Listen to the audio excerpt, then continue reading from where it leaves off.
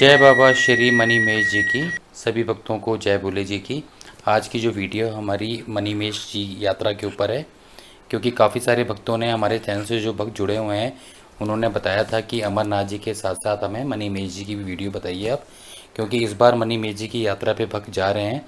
तो काफ़ी सारे भक्तों को इसके बारे में पता नहीं था, तो काफ़ी सारे कॉल आ रहे थे, जिसके चलते मैंने प्लान किया कि एक छोटा सा वीडियो आप सभी के लिए बनाया जाए, जिससे कि आप सभी मणिमेश यात्रा करना चाहते हैं तो आपको कुछ आइडिया लग जाए।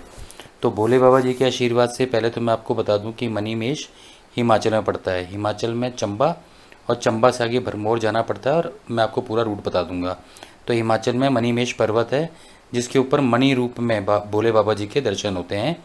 वो मणि चमकती भी है और बादलों से ढकी भी रहती है। दिन में तो बादल हटते हैं तो शिवलिंग, बाबा जी के शिवलिंग के आकार का आकार बना हुआ है, और बादल हटने के बाद सभी भक्त वहाँ पे दर्शन करते हैं।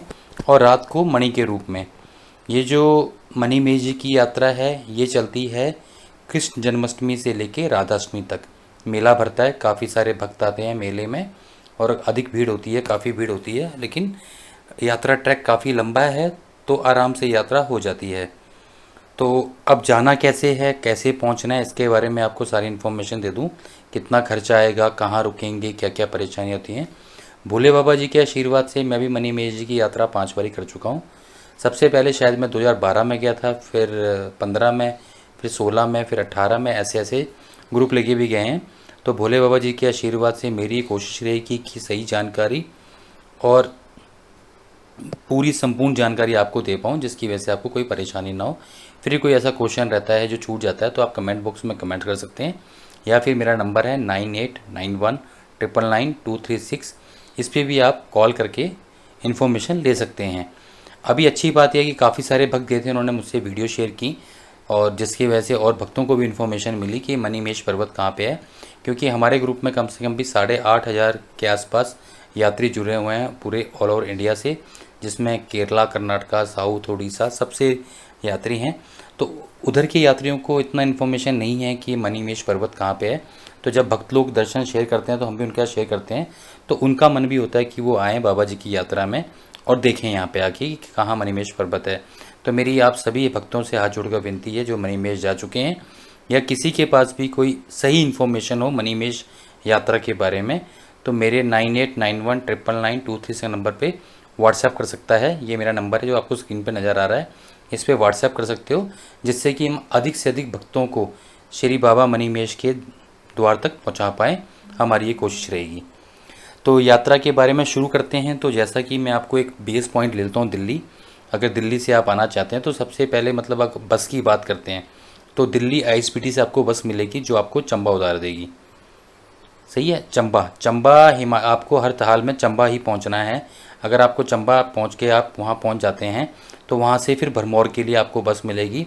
चंबा से भरमौर जो है 61 किलोमीटर है। मेरी बात समझ रहे हैं, चंबा से जो भरमौर है 61 किलोमीटर है। इसमें आपको कवर करने में मुश्किल से 2 घंटे 2.5 घंटे लगते हैं। कई बार छोटे मोटे लैंडस्लाइड होते हैं, कई बार बारिशों के टाइम पे तो टाइम लगता है, नहीं तो इतने टाइम में पहुंच जाते हैं। अक्सर लोकल बसें भी चलती हैं वहाँ पे, और शेयरिंग टैक्सी भी चलती हैं, तो आप किसी का भी यूज़ कर सकते हैं वहाँ पे जाने के लिए। और उसके बाद भरमौर में भरमौरी माता जी का मंदिर है। तो आप एक बात बिल्कुल भी ना भूलें, जो भी यात्री श्री मणिमेश जी की यात्रा पे जाते हैं उनके लिए बहुत ज़रूरी होता है भरमौरी माता जी के दर्शन करना।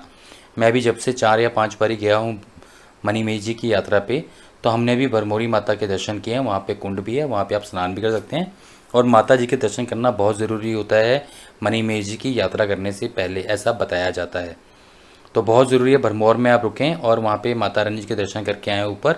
तो वो जो ट्रैक है टेम्पल का वो 6 किलोमीटर का है। उसमें आप पैदल चढ़ना चाहें तो पैदल भी चढ़ सकते हैं, नहीं तो छोटी गाड़ियाँ जाती हैं पर सवारी का मेरे ख्याल से इस टाइम गए थे 120 रुपये 150 रुपये लेती हैं, और आपको मंदिर से ले भी जाना और वापस भी लेके आना, ऐसा भी होता है। तो भरमौरी माता जी के आप जब दर्शन कर लेंगे तो उसके बाद फिर वहाँ से आप दोबारा टैक्सी लेंगे। हड़सर के आगे जो हैं छोटी बसें कम जाती हैं, वहाँ से आपको शेयरिंग टैक्सी ही लेनी पड़ेगी, जो कि 80 रुपये, 100 रुपये, 120 रुपये के हिसाब से आपको भरमौर से हड़सर छोड़ देंगी। हड़सर जो है यात्रा का पहला पड़ाव है जहाँ से यात्रा शुरू होती है। ठीक है, तो ये तो हो गया बस का, आपको बस से आना है। अगर आपको रेल से आना है तो आपको पहले पठानकोट आना पड़ेगा, और सेम पठानकोट से 120 किलोमीटर जो है अपना चंबा है, जहाँ पे आपको वही 4 से 5 घंटे लगेंगे। अच्छा, काफ़ी अच्छा ट्रैक है, पहाड़ी ट्रैक है, पूरा देखने लायक है। अगर आप बस से आते हैं तो आपको उसी में 4 से 5 घंटे लगेंगे, आप चंबा पहुंच जाएंगे। चंबा के आगे रूट मैंने आपको बता ही दिया है। अब बात करते हैं फ़्लाइट की। अगर आप फ़्लाइट से आते हैं तो वैसे फ़्लाइट से अधिकतर जो मैंने देखा है, मैं तो भी फ़्लाइट से नहीं आया वहाँ से, लेकिन जहाँ तक मुझे नॉलेज है, या तो आप जब मतलब पास में ना पठानकोट भी एयरपोर्ट है, जिसके बारे में बहुत कम लोगों को पता है, तो आप पठानकोट डायरेक्ट भी आ सकते हैं और फिर वहाँ से चंबा। या फिर आपको ज़्यादा हो तो पठानकोट से 70 या 80 90 किलोमीटर कांगड़ा है, गग्गल एयरपोर्ट, जो कि धर्मशाला में है। अगर आपको फ़्लाइट से आना है तो जहाँ का भी टिकट आपको सस्ता मिले और आपको लगे कि मैं धर्मशाला घूम के फिर मणिमहेश जाऊँगा, तो आप ऐसा भी कर सकते हैं। तो यहाँ से आपको फिर यहाँ से टैक्सी मिल जाएगी या बस मिल जाएगी पठानकोट के लिए, और पठानकोट से आप चंबा जा सकते हैं। तो ये हो गया आपका बस, है ना, और ट्रेन और फ्लाइट का रूट। अब करते हैं शुरू यात्रा, क्योंकि हम आपको बताया था कि किसी भी रूट से आएंगे भरमौरी माता के दर्शन करने बहुत ज़रूरी हैं। और उसके बाद हम पहुंच जाएंगे हड़सर। हड़सर जो है यात्रा का पहला पड़ाव है, वहाँ से ट्रैक शुरू होता है। जो ट्रैक है, कंप्लीट ट्रैक, वो 13 किलोमीटर बताया जाता है, पर मेरे अनुभव से मुझे शायद ज़्यादा लगता है, क्योंकि खड़ी चढ़ाई होती है और चलने में लगता है। तो 13 किलोमीटर का ट्रैक है, जिसको कि हम सुबह शुरू करते हैं जल्दी। मान लीजिए मैंने तो जितनी बार भी यात्रा की, सुबह 4 से और 5 के बीच में शुरू किया, और शाम को 5-6 बजे, कभी 2:30 बजे पहुंच गए। बारिश नहीं होती है तो 2-2:30 बजे पहुंच जाते हैं, बारिश होती है तो थोड़ा टाइम लगता है पहुंचने में। कभी हमारे काफ़ी बड़े बड़े ग्रुप गए थे, एक बार हमारा 90 बंदों का ग्रुप था, तो कोई भक्त आगे पीछे होते तो उनको देखते देखते, पर यह है कि नॉर्मली 3 से 4 बजे तक आप ऊपर पहुँच जाएंगे, कोई दिक्कत नहीं आएगी। तो ट्रैक शुरू करने से पहले मैं कुछ चीज़ें आपको बता देता हूँ। अधिकतर यात्री सुबह ही शुरू करते हैं, लेकिन यात्रा के समय में जिस टाइम मेला चल रहा होता है, जन्माष्टमी से राधाष्टमी में अगर जाते हैं तो सुबह जल्दी ट्रैक शुरू कर सकते हैं। लेकिन अभी जैसे नॉर्मल टाइम में, जिस टाइम में यात्रा चालू नहीं है, अगर आप उस समय में जा रहे हैं तो आपको सुबह थोड़ा जल्दी नहीं निकलना चाहिए, थोड़ा लेट ही निकलना चाहिए, क्योंकि यात्रा चलती है तो रास्ते में कोई जंगली जानवर कुछ ऐसा कुछ नहीं होता है। लेकिन जब कुछ कम लोग जाते हैं तो जंगली जानवर भी घूमते रहते हैं, इसलिए आपको थोड़ा कम निकलना, मतलब जब दिन निकल जाए जब ही ट्रैक करना चाहिए। क्योंकि उस टाइम में मुश्किल से, जैसे अभी की बात करूं मैं, तो अभी मुश्किल से 100-150 लोग पर डे जा रहे हैं, तो ऐसे में आपको थोड़ा दिन में ही ट्रैक करना चाहिए। अब बात करते हैं ट्रैक की। तो हड़सर से धनसो, धनसो जो है दूसरा पड़ाव आता है मणिमहेश जी का, मतलब जिसकी मैं बात कर रहा हूँ, धनसो दूसरा पड़ाव आता है।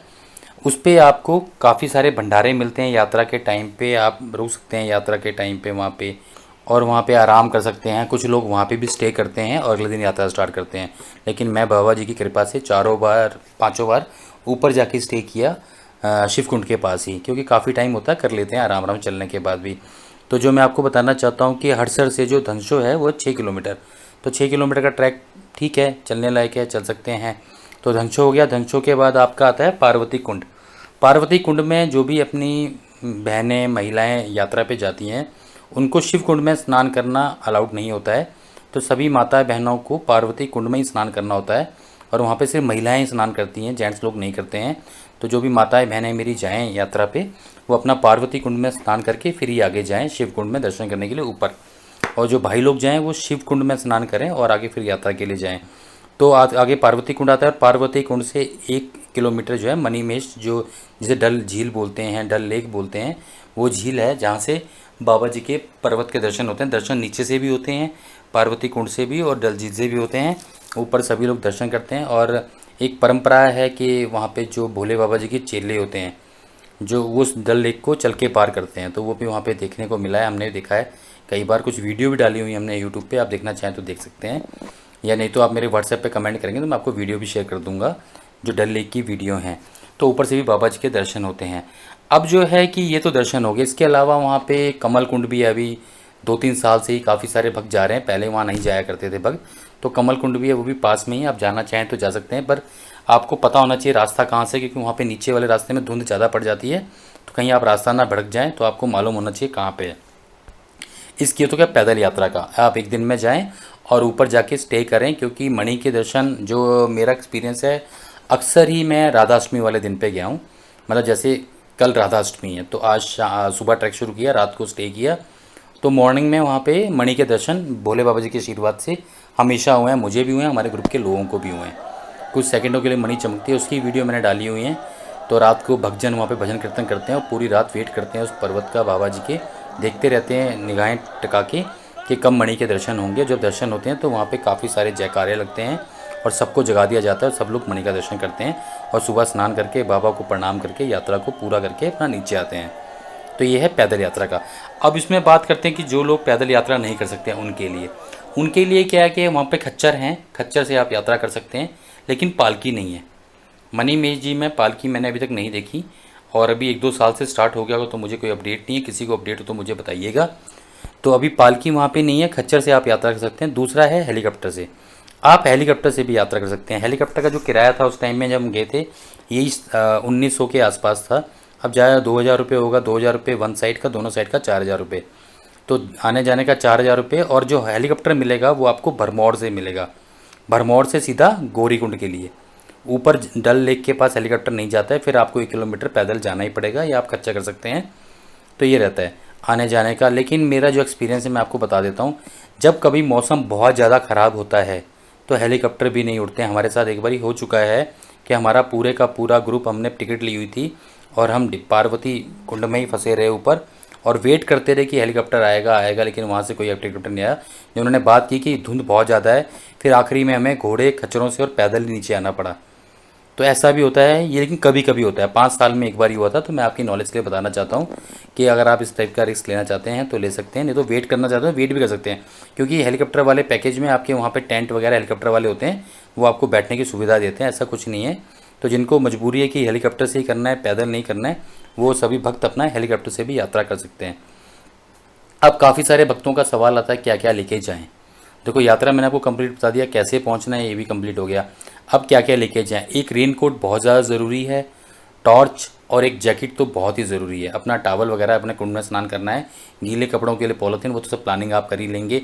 जो श्री अमरनाथ जी, जो आपको मतलब अमरनाथ जी में सामान जाता है उससे मतलब कम ही लेके जाना है, क्योंकि अमरनाथ जी की यात्रा हम पैदल करते हैं 6-7 दिन में, और मनी महेश जी की 1 दिन में जाना 1 दिन में आना हो जाता है, 1.5 दिन का यात्रा है।